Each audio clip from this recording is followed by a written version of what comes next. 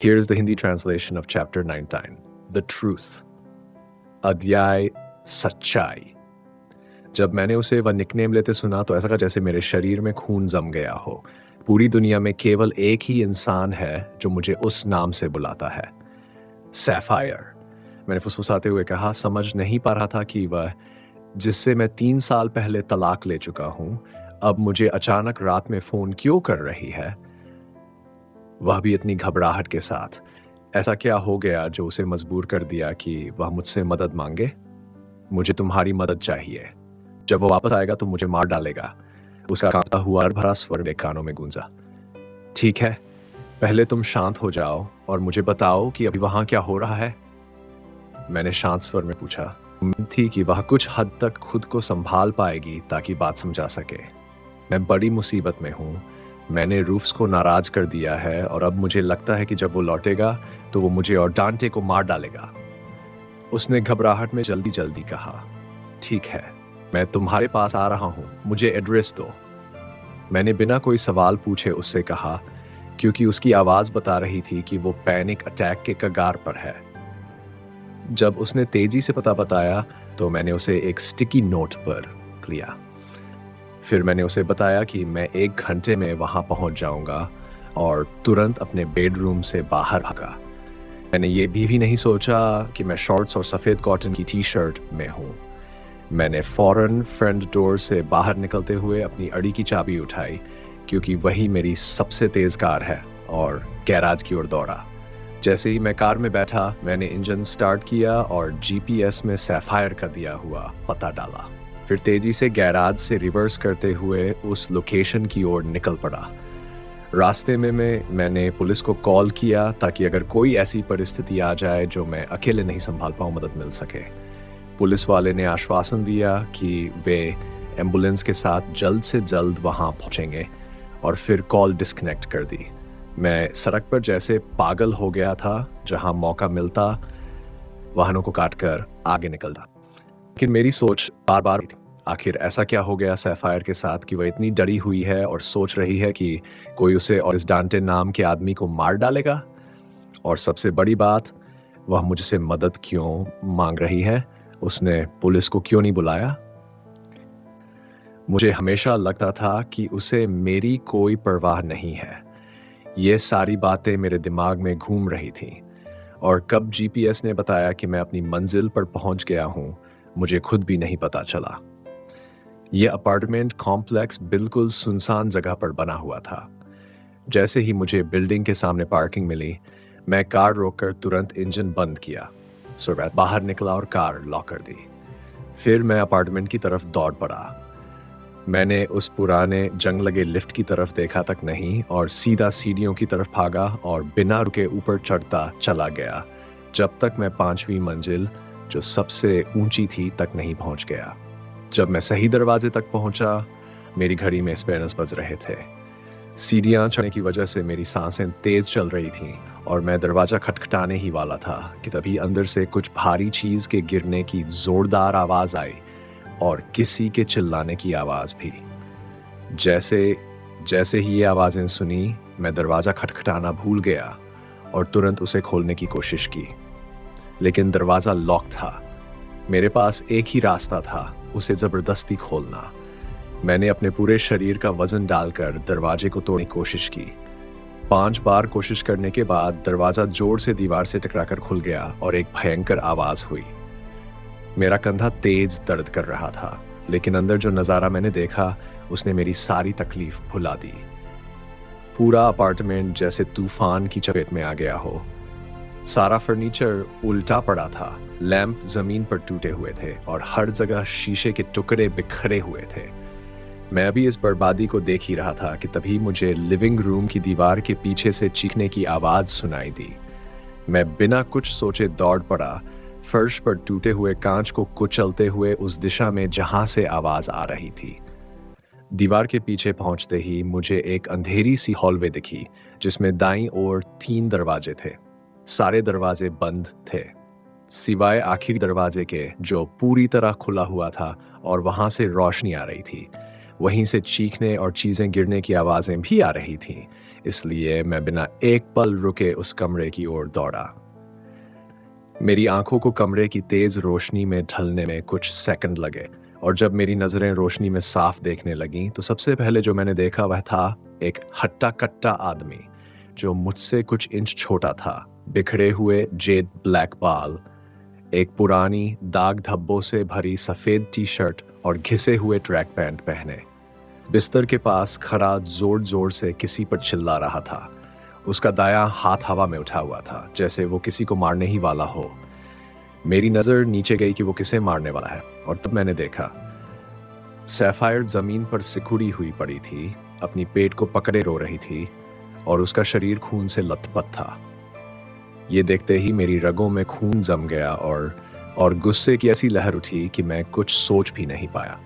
मैंने छत से उसका हाथ पकड़ लिया, इससे पहले कि वो उसे दोबारा मार सके। उसने कहा कौन, लेकिन अपनी बात पूरी करने से पहले ही मैंने उसके जबड़े पर जोरदार मुक्का मारा। फिर मैंने उसका हाथ कसकर पकड़ा और उसे अपनी ओर खींच लिया। जैसे ही उसका संतुलन बिगड़ा, मैंने उसकी टांग के पीछे जोर से लात मारी, जिससे वो जमीन पर गिर गया। मगर वो जल्दी ही उठ खड़ा हुआ और पलटकर मुझे मुक्का मारा, जो इतनी जोर से था कि मैं कुछ कदम पीछे लड़खड़ा गया। खुद को संभालते हुए मैंने अपने होंठ पर बहता खून महसूस किया। मेरे होंठ फट चुके थे। मैंने अपने हाथ की पीछे की तरफ से खून पोंछा। जैसे ही मैंने मुंह पोंछा, वह गुस्से से चिल्लाया, तू है कौन? यहाँ कर क्या रहा है?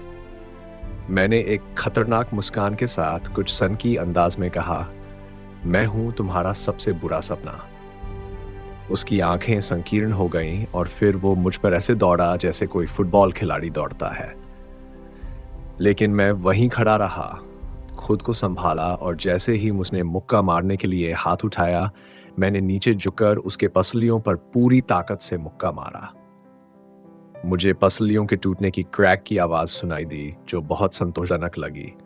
वो दर्द से कराहते हुए पीछे मुड़ा, लेकिन इससे पहले कि वो कुछ कर सके, मैंने उसे गर्दन से पकड़कर नीचे जमीन पर गिरा दिया।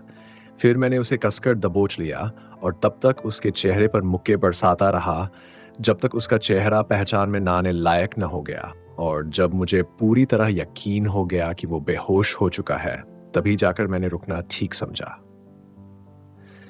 मैंने मारना बंद किया तो मुझे अपनी लहूलुहान उंगलियों में तेज धड़कन महसूस हुई, लेकिन तभी एक धीमी कराह ने मेरा ध्यान खींचा। मैंने तुरंत मुड़कर देखा, सैफायर मुझे इशारे से बुला रही थी। मैं दौड़कर उसके पास पहुंचा, जो अब भी जमीन पर पड़ी हुई थी। क्या हुआ? तुमने तो कहा था कि वो कुछ घंटों बाद आएगा, मैंने घबराहट भरे स्वर में कहा, जबकि मैं उसका सिर अपने गोद में रखकर उसे संभालने की कोशिश कर रहा था, ध्यान रखते हुए कि कहीं उसे और ज्यादा तकलीफ न पहुंचे, क्योंकि मुझे नहीं पता था कि वो कितने दर्द में है। अगर आप चाहें तो मैं अगला हिस्सा भी हिंदी में अनुवाद कर सकता हूं। वो खांसी में उलझ गई, उसके मुंह से खून की कुछ बूंदें बाहर निकल आईं। वो ज्यादा जल्दी आ गया जितना मैंने सोचा था, उसने थके हुए और ऊर्जा से चूके हुए स्वर में हकलाते हुए कहा, कोई बात नहीं, अब सब ठीक हो जाएगा। एम्बुलेंस रास्ते में है, वे तुम्हारा दर्द कम करने में मदद करेंगे, मैंने सख्त आवाज में कहा, भले ही अंदर से मैं टूट रहा था उसे इस हालत में देखकर। मगर उसके खून से सने होंठ थोड़े से ऊपर उठे एक हल्की सी मुस्कान में, और फिर उसने कांपते हुए अपने गंदे खून से लथपथ टी शर्ट को ऊपर उठाया, और मैं अपनी सांस नहीं रोक सका। एक जोरदार हांफ मेरे मुंह से निकल गया। उसके पेट पर कई जगह चाकू जैसे घाव थे, और वहां से बहुत सारा खून बह रहा था। मुझे खून का बढ़ता हुआ पोखर दिखाई ही नहीं दिया था, क्योंकि मेरा सारा ध्यान उस आदमी से लड़ाई में था। मुझे नहीं लगता कि मैं बच पाऊंगी, पर मरने से पहले मुझे एक बात बताना है, उसने हकलाते हुए कहा, मानो वो मरने को तैयार हो। कोई बात नहीं, अपनी ताकत बचाओ जब तक पुलिस और एम्बुलेंस नहीं पहुंचती, मैंने कांपती आवाज में कहा, अपनी आंखों से आंसू रोकते हुए। उसने बस सिर हिलाया और गला साफ करते हुए बोली, मुझे तुझे ये बताना जरूरी है कि मैंने तुझे 3 साल पहले छोड़ा क्यों। रूफस, वो आदमी जो मुझे मार रहा था, उसने मुझे धमकाया था कि अगर मैं तो तुमसे तलाक नहीं लेती और तो तुमसे पैसे नहीं निकालती तो वो मुझे उड़ा देगा। जब उसने मुझे अगवा किया था तो तब उसने मेरे शरीर में एक छोटा सा डिवाइस डाला था जो उसके रिमोट से ब्लास्ट हो सकता है। वो फिर से जोर से खांसी और खून थूकने लगी। मैंने उससे मिन्नत की कि वो बोलना बंद करे, लेकिन उसने जिद पकड़ ली थी। अमूमन मैं उसे कह देती कि वो ब्लास्ट कर दे, क्योंकि मैं तुझे कभी धोखा नहीं दे सकती थी। पर मुझे तभी पता चला कि मैं प्रेग्नेंट हूँ और मैं अपने बच्चे को मरने नहीं दे सकती थी। इसलिए मैंने मंजूरी दे दी। और बाकी की बात तो तुझे पता है, उसने कहा, और कुछ शांत हुई, जैसे उसके दिल का बोझ हल्का हो गया हो। मेरे दिल की धड़कन एक पल के लिए रुक गई। मेरे पास एक बेटा है। इतने सालों से जब भी मैं किसी कपल को उनके बच्चों के साथ देखता, मैं सोचता काश मेरे पास भी होता। और अब मुझे पता चला कि मेरा एक बेटा है जिसे मैंने कभी देखा भी नहीं। मेरी आंखों में आंसू आ गए। पर उसने तुझे मुझसे तलाक लेने के लिए क्यों कहा? मैंने पूछा, अभी भी ये समझने की कोशिश करते हुए कि वह रूफस आखिर चाहता क्या था, और इस सच्चाई को पचा नहीं पा रहा था कि मैं एक बेटे का पिता हूं। उसने कहा कि जब उसने मुझे मॉल में एक दफा चलते हुए देखा, तभी से मेरा पीछा कर रहा है। उसके लिए मैं अब तक की सबसे खूबसूरत लड़की थी, और बीवी के रूप में एक अमीर आदमी की बीवी थी, तो उसके लिए ये दोनों चीज़ें फ़ायदेमंद थीं। मैं और तेरा पैसा दोनों एक साथ। मुझे ऐसा लगा जैसे मैं सांस नहीं ले पा रहा हूँ। मेरा सीना जकड़ने लगा था, ये सोचकर कि उसे किन हालातों से गुजरना पड़ा, कितना दर्द और तकलीफ उसने सही। मैंने सोचा था कि जब तुम घर आओगे तो मैं तुम्हें सब कुछ बता दूंगी, पर उसने मुझे डराने के लिए मेरी शर्ट पर डिवाइस लगा दिया था। और अगर मैंने कोई ऐसी बात कही जो उसे नहीं सुननी थी, तो वो बटन दबा देता। इसीलिए उस रात मैंने कुछ नहीं कहा। मैं बहुत डर गई थी। मैं तुम्हें ये बताकर सरप्राइज देना चाहती थी कि मैं प्रेग्नेंट हूं, क्योंकि मुझे पता था कि तुम एक बच्चा चाहते थे। पर उसने सब बर्बाद कर दिया। मुझे नहीं पता था मैं और क्या कर सकती थी। मुझे माफ कर दो, उसने सुबकते हुए कहा। मैं कुछ भी नहीं कह सका। मैं बस उसे गले से लगा लिया। मेरे मुंह से कोई शब्द नहीं निकल पा रहा था। आंसू मेरी आंखों से बहते चले गए। कुछ सेकंड बाद उसने कांपते हुए अपना दायां हाथ उठाया और हमारे सामने रखी एक बड़ी सी लकड़ी की अलमारी की ओर इशारा किया। डेडांटे, वो वही है। मुझे पता था वो मेरे बेटे की बात कर रही है। डांटे, वही नाम जो मैंने हमेशा अपने बेटे के लिए सोचा था। और अब मुझे याद आया कि मैंने एक बार उसे बताया था कि अगर कभी मेरा बेटा हुआ तो उसका नाम डांटे रखूंगा, और उसने वो याद रखा। मैंने बहुत सावधानी से उसका सिर जमीन पर टिकाया और अलमारी की ओर बढ़ा। मैंने एक गहरी सांस ली और फिर अलमारी का चटकता हुआ दरवाजा खोला। जैसे ही अलमारी खोली, मेरे मुंह से एक तेज सांस निकल गई। अंदर एक छोटा बच्चा गहरी नींद में सो रहा था। वो बिल्कुल मेरी तरह दिखता था, बस उसके बाल उसकी माँ जैसे, वो खूबसूरत लाल रंग के जो मुझे हमेशा पसंद थे। वो शायद 3 साल का रहा होगा। मैंने अपने आंसू पोंछे और बहुत धीरे से उसे उठाया ताकि वो जाग न जाए।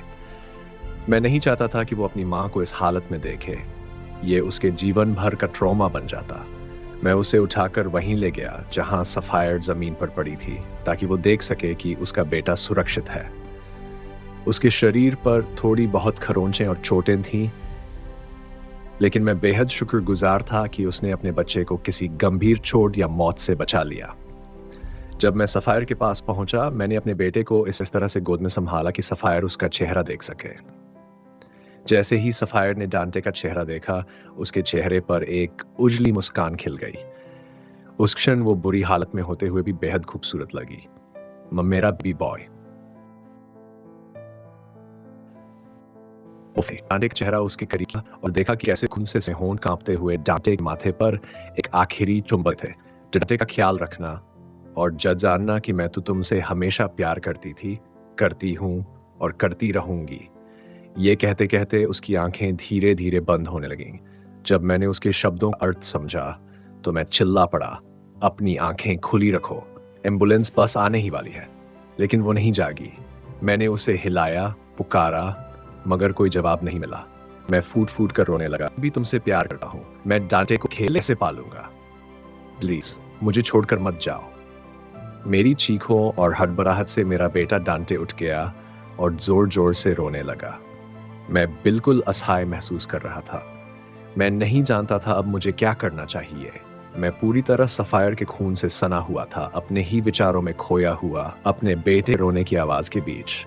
और फिर उस परिचित आवाज़ के साथ पुलिस की सायरन की आवाज़ जो पास आती जा रही थी।